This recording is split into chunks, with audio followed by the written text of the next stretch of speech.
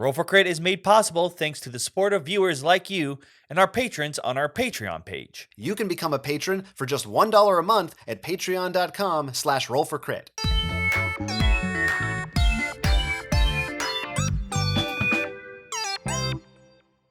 In terms of big name board game companies, one of the biggest around there is Hasbro. They have done a lot of big games, which we on here tend to mock a little bit, but they also have done some very big things. And if you don't know about many of these big companies, they tend to be broken up into sort of subcategories. The big obvious one for Hasbro would be Wizards of the Coast, which is very well known for Dungeons and Dragons and Magic the Gathering. But under Wizards, there was also Avalon Hill, which you may know for Betrayal at the House on the Hill or Axis and Allies and some Risk titles. Well, they have announced that Hasbro is going to take direct control of Avalon Hill from Wizards of the Coast, and this is going to take effect in next January. We're not 100% sure what this means, but it sounds like they're going to use Avalon Hill, similar to, I think, the Risk titles, to sort of up their board games from the simple Monopoly and Candyland. As we've seen the board game market increase, and we're almost, some would argue, in a golden age at this current point in time. It's interesting because Avalon Hill has some very well-known titles in their history. In addition to the ones we mentioned, things like RoboRally and Diplomacy are both published under Avalon Hill. But, we were just looking over all the games they've published, and most of those big titles are from years and years ago. And lately, it seems Betrayal at House on the Hill and its spin-offs are really the primary thing that they have been doing. So I wonder if this is Hasbro is maybe looking at this and saying those titles are doing really well. Betrayal titles are popular. We want to make that happen more, get more licensing done in there. We want to capitalize on this and use that brand. We want it for ourselves because we think it's cool. Or it's the alternative in my mind is this brand is kind of floundering. It's not really doing anything under Wizards of the Coast. They've got other stuff going on. It's time for us to step in, and we can really kick it up a notch and maybe try to bring it back to life, give it the more attention that it deserves. Do you think it's one of those two or something in between? Yeah, I was going to say a mixture because I do feel for, Wizards of the Coast, they have two very big IPs and they're moneymakers. So they probably not focusing too much on Avalon Hill. They're like, look, let's just keep making Betrayal, but we need to work on this next Magic set, especially right now with the pandemic going on. It's hard to run tournaments and stuff. They're, trying to get D&D, more people to play that online. So I think Hasbro thinks that they probably have their hands filled already. But I also think, like I said at the beginning, we sort of joke about Monopoly and Candyland. I think they may want to try to bring Avalon Hill more closer towards them and maybe use that sort of like the Fox Searchlight back in. Does that still exist now with the Disney deal? Yeah, I maybe not. You think this is their for the thinking man version of Hasbro games? A little bit, yeah. I imagine, like I mentioned earlier, Risk. I can see them maybe trying to get some designers all right, look, this is how Monopoly's been for ages. Make this more palatable maybe to the bigger board game marketplace, something like that. This sounds like it would be good, and I feel like it would be what we hope that they will do. I have to say, maybe to me sounds a little optimistic. Oh no, that's my optimistic. You want to hear my pessimistic one?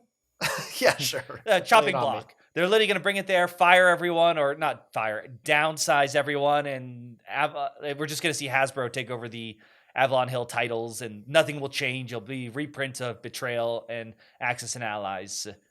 That could happen too. It could happen too. Maybe we'll see new editions of some of these games. Because I will say, when I think of Avalon Hill, again, Betrayal is really the only one to me that feels like a quote unquote like a modern kind of a board game. Although certainly you can trace many, many influences in many hobbyist modern games to some of these titles. I mean, these are like milestone, touchstone titles to be sure. But you look at RoboRally and Diplomacy and Axis and Allies, and I think they're definitely dated in both look and style.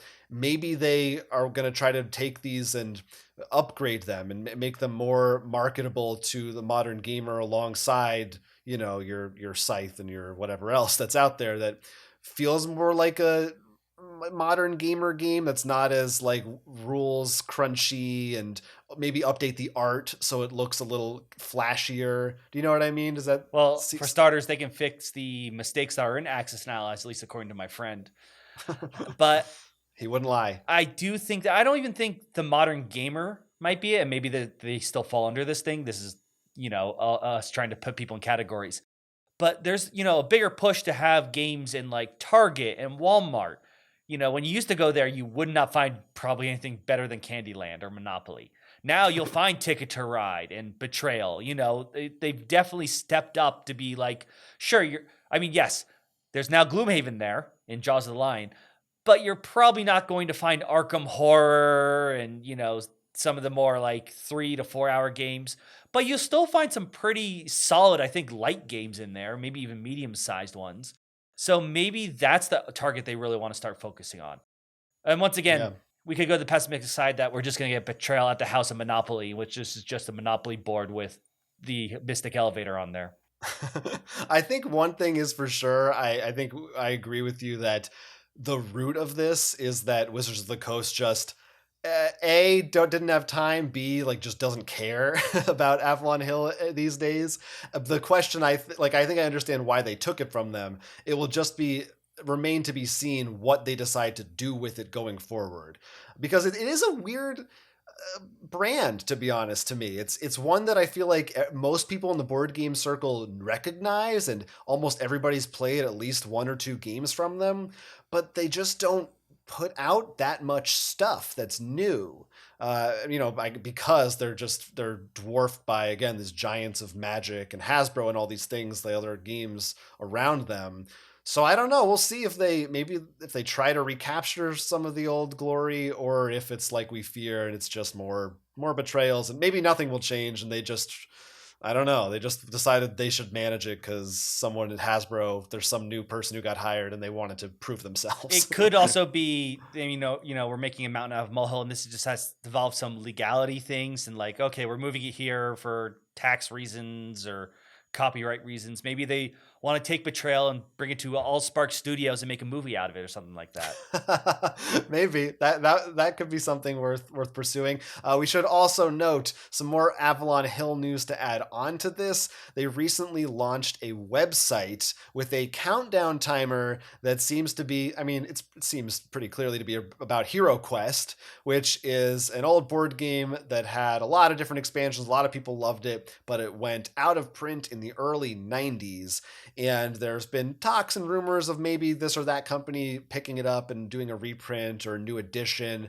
But it seems like within the next, I think it's 10 days, probably 9 or 8 by the time you're watching this, they're going to make some kind of an announcement that seems presumably to be of a new HeroQuest, whether that will be a new edition or, a complete, maybe just using the IP with a completely new design.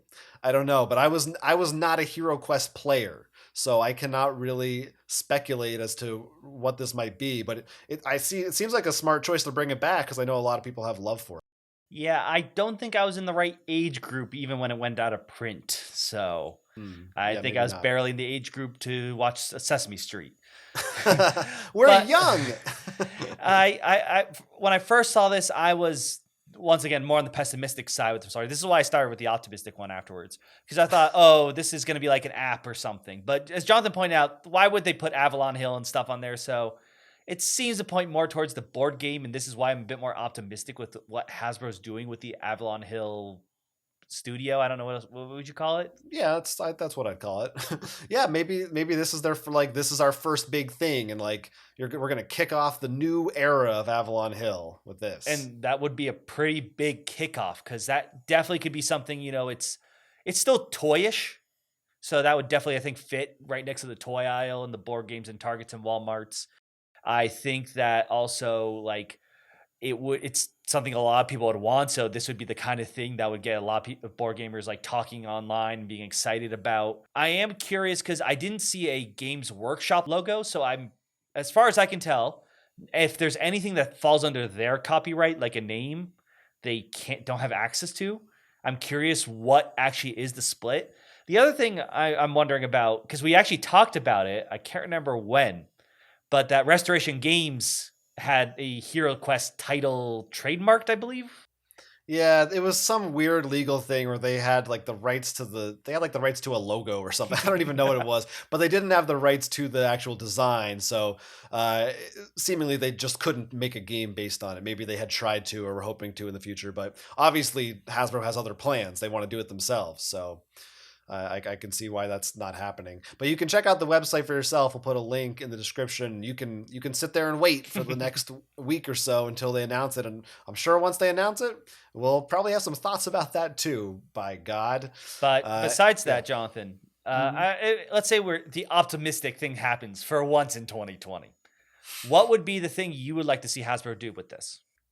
With Avalon Hill in general or Yes, Hero. Um, it could be both. Yeah, I mean, I would like what I said. I think it would be cool if they, so for starters, come out with new, maybe deluxe, high quality editions of some of those more classic games. Maybe, I mean, Betrayal sells a lot, so I can't fault them for continuing to pump out new versions of that with different licenses or whatever. That's fine. But yeah, like give us a new souped up cool RoboRally. Give us a new well, there's a lot of Axis and Allies, but that would be a nice, I think, start. And then from there, just hire some interesting designers, get Rob Davio back to make some more legacy versions, and kick it off that way. That would be cool with me. I think, and this once again it goes to something under, I think it was Wizards copyright, but the Netrunner game mechanics, I believe, were under Wizards. And if they give the Avalon I bet you could reskin that somehow. I think that would Yeah, be there you very go. interesting. A lot of people would be interested in that. Yeah, you are not wrong about that. They certainly would be. Let us know. Would you be interested in that? Are we wrong about it? Talk to us in the comments if you're watching this video. What would you like to see from Avalon Hill? What's your favorite Avalon Hill game? Are you excited for the new HeroQuest? What are your memories of HeroQuest if you're one of those old people, not like us? Let us know right down there. We will read it. We will respond to it at some point in the future. Thanks for watching. This has been a little bit of news. My name is Jonathan. My name is Will. And this is Roll for Crit. We would love it if you liked and subscribed to this channel and supported us on Patreon as well. If you choose to support us, turn to page 25.